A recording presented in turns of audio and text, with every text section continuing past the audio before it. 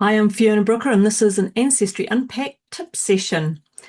So, I wanted to take you into my Memories in Time project tree today. And for those that have a keen eye, you might be looking at this going, that tree rating is only an 8.1. What hasn't she done? Well, this tree was created for a slightly different reason than perhaps a normal family tree is. This is created to enable me to share things that I have found in secondhand shops.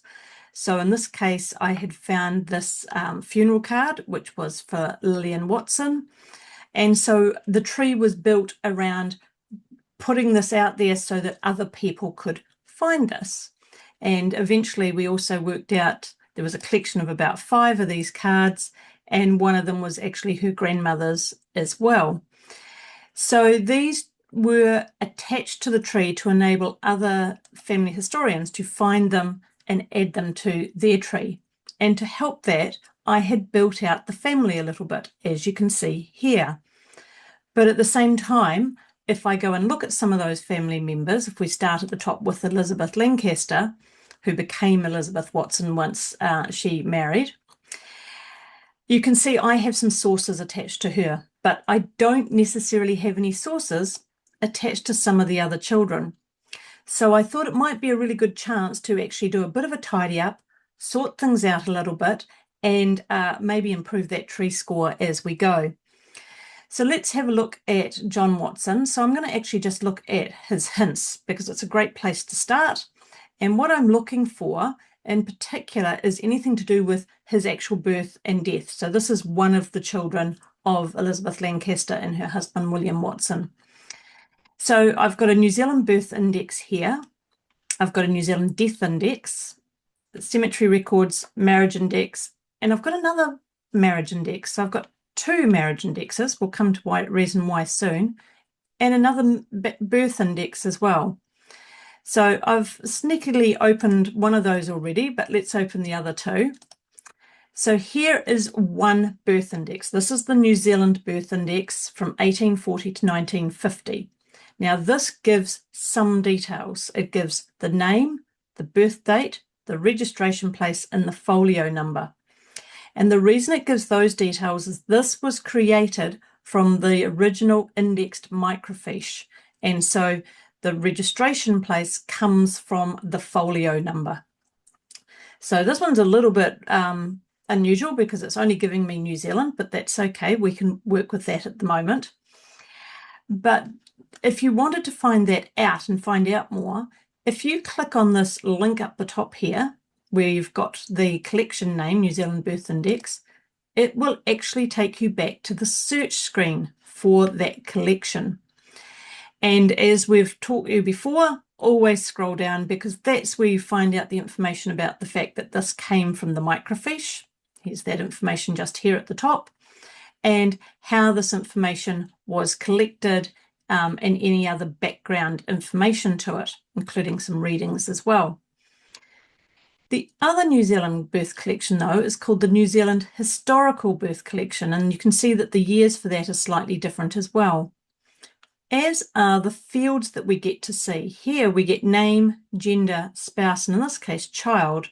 Because this isn't John's birth, I believe this might possibly be one of his children's births. But let's have a look at that collection as well and see where that one came from, because this one gives you different sets of information. This has come from the Department of Internal Affairs directly. So it is a sourced information back to where that came from and what is now currently showing on those indexes, which include father and mother's names on birth records. So if I want to find the births of those Watson children, these ones over here that were possibly born in New Zealand and don't have any sources attached to them at the moment, this is a good collection to use, because what I can do is I can go, okay, I'm looking for Watson. I'm looking for the ones that have William Watson as their father and who have a mother's name of Elizabeth. So being in the specific collection, I get the chance to fill in the specific fields that I actually want to search. Now, I did know that some of these were born in England and some of these are born in New Zealand. So I know there's a bit of a split around the late 1850s where they have immigrated between the two countries. So I'm going to put a range in here. So I'm going to look at this whole 1860s period to try and pick up these children. So in this, I can now add a range to my search. So I'm going to go 1860 to 1870, just to give it a little bit of a chance of finding all of the children for me at the same time, and just go search. Now, this is one of those ones I didn't try before, so hopefully this might work. So here's my John Watson in 1860. I can see him straight away. We've also got Joseph in 1860. And if I go and look again at the tree, yes, I've got a John and a Joseph. Then I'm looking for a Thomas, a Lancelot, a Margaret, and a Caroline. So we're looking for, there's Lancelot and there's Caroline. That's quite possibly Thomas.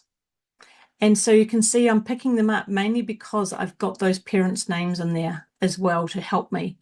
If I had done the search over on the other index, the original one that we had, all I could search by was the Watson surname in that range. Although I would get a similar set of information, I'm not going to have that nice little piece of information that tells me that I'm actually looking at the children of William and Elizabeth. So similar, I've got a list, but again, not telling me any other extra information to help me. So make sure that when you are searching for a collection, go to that actual collection that you want to use, because you can get more details into that to help you actually really get into researching a particular family or a particular area. Now I'm off to go and add those birth records to my family tree. Join us for the next sessions.